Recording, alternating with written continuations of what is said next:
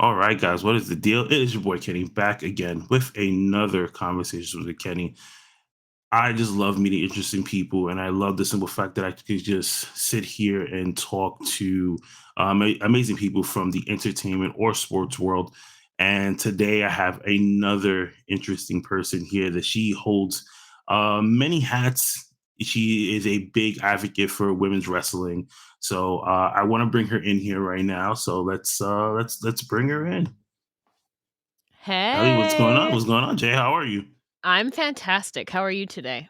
I'm great. I finally get to talk to you live. I know the last time me and you spoke was through a Spaces, and for people who don't know, Twitter has this new thing now where you can. It's almost like a chat room type where you can have a whole bunch of people. You can host a space and bring up different topics. And the more and more I interact with people, the more and more I'm intrigued to talk to them a little bit more about their passions and what drives them to pursue these dreams, especially a lot of things that we try to do is extremely hard. And then sometimes they have like a really cool backstory. So I wanted to talk to you. I know you are very busy.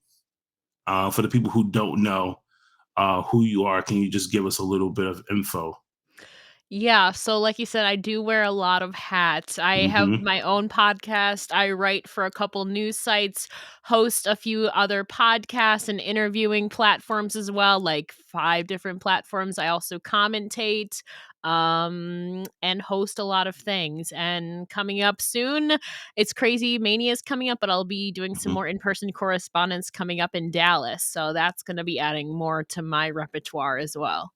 Now we came from pandemic era so far, and a lot of the interviews that we've seen so far have been done on Zooms or StreamYards or any other social platforms that we can have interactions like this. So how is it for you, like the difference between what we're doing now to compare to like an in-person interview? Yeah, so I've only done in-person stuff once before. This was 6 months ago today at NWA Hmm. Empower Weekend. That was my first time ever doing in-person stuff, and it's definitely different when it's in person because, of course, when it's virtual, you can have, like, your script and stuff to the side like I do with all my questions and like Hmm. that, but in person, it's just, like, a completely different vibe. You actually get to bounce off the other person's energy, but also you have to, like, memorize your questions going in there, and it's a little bit more off the cuff than what it would be for what I normally do, which is scripting every single question out. So it's Hmm. definitely more daunting in person, but I also think there's that energy you can vibe off of a person more in person than you could maybe virtually per se. Hmm. Yeah, because I've just done a lot of Zoom interviews. So like next week will be my first time doing an in-person interview, and it's not just one person; it's a handful of people. So I'll be over at the Showcase of Legends in Albany, New York. So that's like I think there's maybe like 50 different talents that are going to be there, and like a handful of them are going to be available for interviews. So like yeah, I'm already super nervous as it is. I've been like checking off everything that I need to. So do you find yourself like when it came to that time and you had to do those interviews in person, did you like triple check everything to make sure you had like all your equipment, or you kind of knew offhand what you wanted to talk about, to this particular person? I was very fortunate that I had a good rapport with, like, I would say 70% of the girls on that card from Power. I Hmm. already had like an outstanding relationship or at least some friendly connection with them. So I already knew a lot of their background. I honestly didn't have to do much research at all because I had already been actively following them and built that connection with them. But Hmm. definitely going in when it's in person, it's very different. You have littler time than what you would be doing virtually, and so you kind of have to prioritize your questions with that and make them relevant, but also not wanting to ask the same questions that everyone else is. Sometimes Right. you have to because for the different outlet that you're working for. But definitely even coming up for like Dallas, I am super nervous because there is some people I've already talked with before and Right. interviewed before, which I'll be fine with, but most of the people I'll be hopefully speaking with are going to be new or talking with them for the first time, which I'm taking is probably the case for most of the people that you're interviewing in Albany coming up. Hmm. And it's a whole other daunting task. It's mentally prepping myself. I definitely still have weeks ahead, but definitely going to have to prepare more for this. And sometimes you have to have those spontaneous questions and just kind of go with the flow. You can come in with a plan, but Hmm. sometimes the best interviews are one where you abandon ship, abandon your questions, and just go with the flow and bounce off the other person. Yeah, I've noticed that like the more I do that, the easier it kind of got as like time went on. Where it was just like, okay, before I used to have like this whole script, and I would read it back to myself, and I'd be like, oh, okay, like, and then I was sometimes like something in me would just be like, okay, I'm gonna read a couple of questions, then I'll just like start having like a general conversation, which it seemed like that's been working, so I kind of just stay that way. But I there was something interesting that I just like I guess for like a lot of people like in our field that we try to, get into, but you started off as a psych major. What made you change from psych to being to like do journalism? I don't consider myself a journalist per se. I take Uh-huh. that as a compliment that people say that I am. I Hmm. consider myself more a media personality just broadly Okay. because I don't have an actual degree. And that's Hmm. just me personally, but I will always take the compliment. So thank you. So yes, I graduated with a bachelor's in psychology and Hmm. minored in creative writing. But now looking back though, I realized that obviously when you're in college, you have some free electives, you have freedom to choose like certain other courses you might have interested in. Most of my free electives ended up being journalism and like communications, which Hmm. I should have taken the hint for that back then. Right. But definitely, like, I was set to go to grad school, was enrolled, but in the back of my mind, I was like, I don't know if this is really what I want to do because that's even more dedication to student loans. So I decided I'm going to take like a semester or another year off. So I Right. unenrolled from grad school, and wrestling had always been something that I, at that point, was passionate about. For 10 years, I'd been a fan. And then watching people like we talked about off air, like Chris Van Fleet was one, Alicia Toot, and my best friend Samira, who now I've worked with in multiple organizations and is also a media personality. Go follow her. She definitely too helped me kind of step my foot into wrestling podcasting because this was something that just started out as a hobby. I wanted a place to talk about it because I had been such a closeted wrestling fan for a long time, but it was something I was Hmm. really, really passionate about to find that outlet and courage to have use my voice in that way. And now it's evolved into something I wasn't setting out to do. But sometimes those are the greatest things, the things you didn't know that you would fall in love with. You just took a chance and you ultimately ended up loving it. And so now it's evolved to where I'm hosting, podcasting, interviewing, doing commentary now, writing.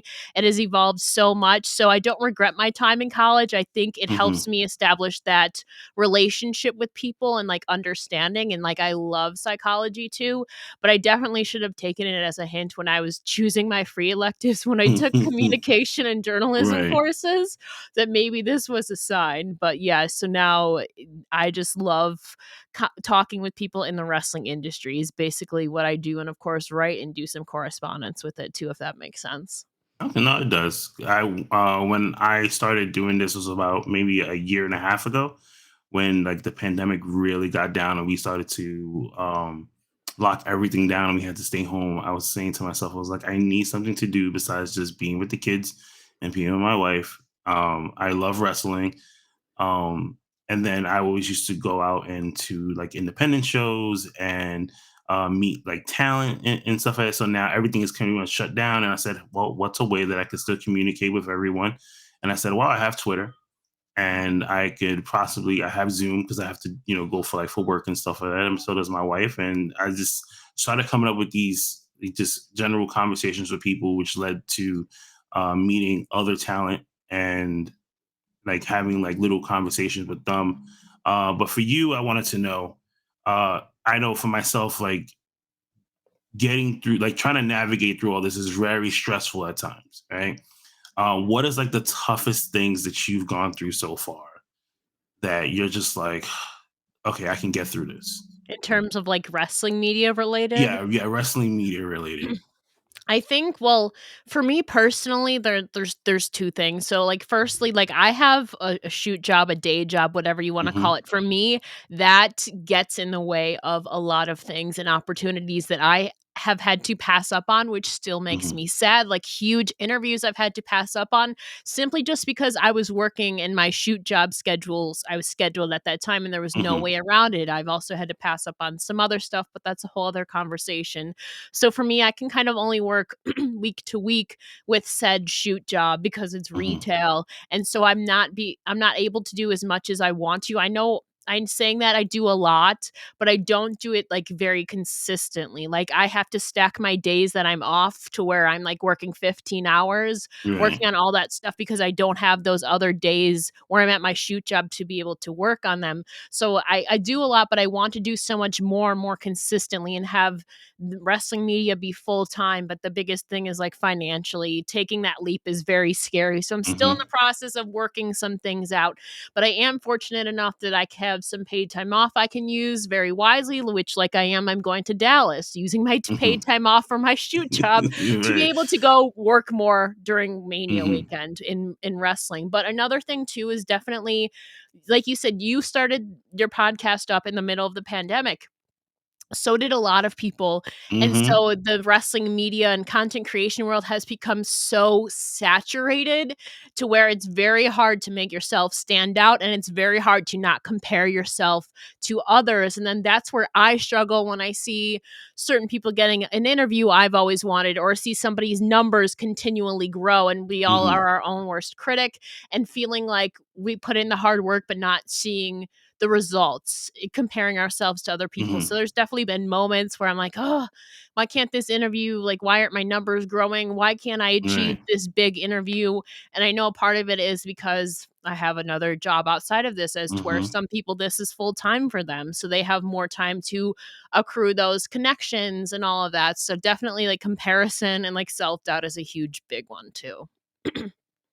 Now, I know the mental stress could be, bearing at times because I know from for myself, like you said, you watch other, people who like their numbers go up there, or somebody gets an interview that you wish you could have had. Like, how do you deal with that type of stress? It's well, I'm gonna be very honest, like, I've definitely had moments where I, like, broke down and, like, Hmm. wallowed, but then it's crazy, there's been moments where I've just sat there and wallowed, and then literally as I'm having this breakdown, I get a text message or a message with an opportunity. It's crazy, it's happened, like, 3 Hmm. times now where I'm literally, like, having a breakdown, and then all of a sudden, the universe just works on, and I'll get a text or a message from somebody, like, offering me up an opportunity or like a certain interview. So trying to fix and move my mindset to where yes, that person, I can be happy for them and they've worked hard, they earned it, and maybe someday I'll get there. But also it's enjoying like the opportunity and being grateful for the opportunities that I have now. And like I have a quote right behind me, behind my camera, that says like, never forget your what does it say? It says, "Never forget you once dreamed where you're at right now." And so Hmm. there's moments like even 3 years ago, like when it coming up on 3 years when I started this, there's some things I've gotten to do that I dreamed of. And so it's happened for me, and no path is linear. Everybody has a different path to success and in their job. So for me, it's definitely being grateful in those moments, like I being appreciative that I have some big moments, and maybe right now isn't the right time, but there's always hope for the future because you never know who's watching. That's true. What piece of advice can you give someone who's starting off? Like they're watching this interview right now. I know I was talking to people who've asked me like, how do I get these interviews? And I told them like my approach. If like for me, I literally will sit down and send off 20 like emails a day, and I remember I was told when I was talking to Chris, and I was talking to him off air, and I said, let me ask you a question.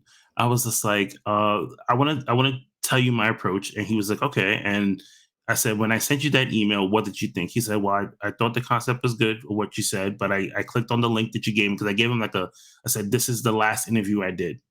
If you enjoy it, then send me a message back, and hopefully I can get you on that we can have a conversation. And he said, I like the way you spoke with people. He says, but I probably would shorten the email and maybe add different details. So then I did that. So what advice can you give other people who struggle to get interviews or just like other opportunities where they feel like they're not ready for it yet? I definitely can say I mean, a lot of people, even that I'm good friends with, that are pretty successful. Sometimes it is shooting off 10 emails and hoping for one yes. I definitely find too, like, building a rapport with people first sometimes out, like, Hmm. even on social media.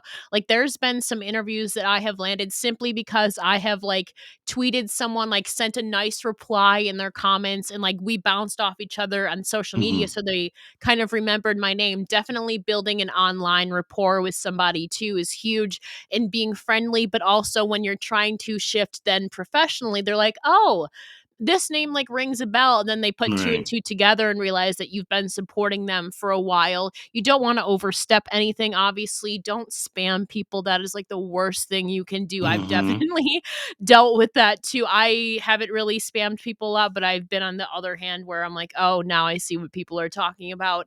But Right. definitely building that rapport and making them feel like making it feel personalized, because we've all shut off emails and just simply change the name, but putting in Uh some huh. details there where you say something about something you admire about them, or like what you enjoy about them, or some topics that you want to talk about that are specific to them, but also listing people to, like you said, you sent a link to a an interview that you did, Hmm. also putting in names there that they may be familiar with. Say, like, I don't know, I'm just giving an example. Like when I interviewed Chelsea Green last year, when I reached out to her, I said, for reference, I've previously worked with the likes of like Deanna Prazo, Mickey James, people that she was familiar with and that she respected too. So if Hmm. you can kind of put together people that they're following that they seem to be friends with, or people that they respect, definitely if you've worked with them in the past, like utilize that too, Right. especially like you can reference people that have worked with you and maybe they'll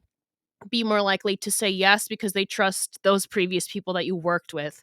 I definitely wouldn't say I'm an expert in it. There's definitely been some times where not everybody responds, but Right. that's what I have found as I'm still learning and stuff. Definitely, though, referencing past interviews you've done to and some names that that person might trust or be friends with or something like that. Definitely, I think adds an added leverage there.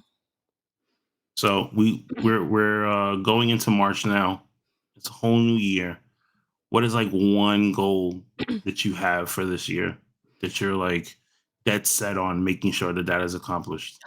My biggest goal, and I've said this, I mean, of course, like landing a bunch of interviews that are on my list, but Hmm. honestly, my biggest goal, like, I don't even know if it's going to happen by the end of this year or maybe even next year, but is honestly making wrestling media full time. Like, financially is the biggest, Hmm. scariest leap ever. Of course, it's scary because, like I said, I have a shoot job, but I Hmm. want to be able to do this more. And like I said, I'm doing a lot, but I don't feel fulfilled, and so I know I wanna do a lot more consistently instead of stacking those days where I'm off from said shoot job with everything just to get it done. I wanna be able to space things out and do more and not have to pass up on opportunities simply because I'm working. So my biggest goal is to make this full time, and of course, I think, of course, land some interviews that I've been wanting with and keep working my way up the ladder, I think. So as we close this conversation today, for the people who are listening, there's probably somebody right now. This is like, you know what? I've been thinking about doing a podcast for a while, or trying to step into like the type of world that we're doing right now. What are something inspirational you can give the listeners to like follow their dream? Honestly, sometimes you think you know your dream, but if there's in the back of your mind, you feel like you would be very good at wrestling, whether it's wrestling media or whatever. I mean, honestly, you just have to go out and try it. There is so much information and knowledge out there. As somebody like myself who had no background in podcasting, interviewing, any of that stuff, I literally self taught from YouTube and like Hmm. WikiHow, like straight up that is, and of course, Yep. watching other interviewers and stuff like that. If I can do it having no formal background in journalism or any of that stuff, Hmm. I think like there's always resources out there to be able to help guide you. And of course, it's a learning experience. And also, there's a lot of people in this industry who I've just gotten to connect with connect with and have shared some valuable information with me. And like you said, people have asked you, like, what is some advice? I've been asked that Mhm. too. There's a lot of people out there who are willing to share some nuggets of information, especially if you're wanting to start up. Honestly, sometimes you just have to throw yourself out there and like I said, throw that shot in the dark, whether in whatever way you want to perceive that, whatever that shot in the dark is for you. Sometimes you just have to take that leap of faith. Okay, man, that's some pretty good advice. I have one more thing to ask. This weekend, big AEW pay per view. Two matches that you're looking forward to seeing, and who do you have winning? I think of course it has to be Britt Baker and Thunder Rosa, correct? Yes. I think that's the one I'm most looking forward to because Britt's been absolutely dominating it. But also Thunder Rosa is a very respectable competitor, and so is this weekend finally going to be the time that Britt's reign ends? I think a lot of people are rooting for Thunder, but also there's that I think factor unpredictability of we've been seeing kind of some tension between Jamie Hayter, Rebel, and Britt Hmm. Baker over the last few months. So, is this the time maybe Jamie turns on Britt? I don't know. There's a lot riding on this. I think that's definitely what I'm most looking forward to on brand for me, the women's wrestling girl, I would say. So, I think that's definitely what I'm most forward looking to. And match number two. Oh my gosh. I honestly don't even know the whole card. There's so much going on this weekend. Okay, so What else we is put it on the like card? Yeah. we put it like let's go for the other title match. So Hangman Adam Page Mhm. versus Adam Cole. Which who's coming Mm. out on top? Adam versus Adam. Well, anybody who knows me knows I'm an Adam Page fan. I'm hoping for Mr. Hangman to continue his reign. I think, regardless, though, it's going to be a great match, especially with Adam Cole coming in, like into Hmm. AEW and going into the World Championship picture. That I think is probably going to be definitely one to watch as well. Okay, well, we're at the end of our conversation. So, do you want to drop your socials? Let everybody know where they can find you, where they can follow your work.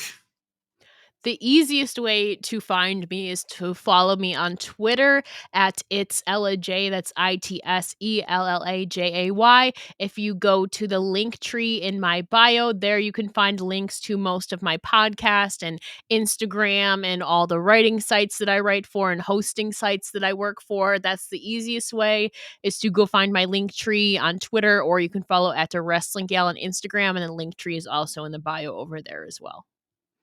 Ella, thank you so much, guys. Like she said, just follow her on Twitter, and you can know everything else that she's about. This is a very very busy girl, but guys, thank you once again. Don't forget to continue to wear your mask and stay safe out there. And until next time, I'll be talking to you.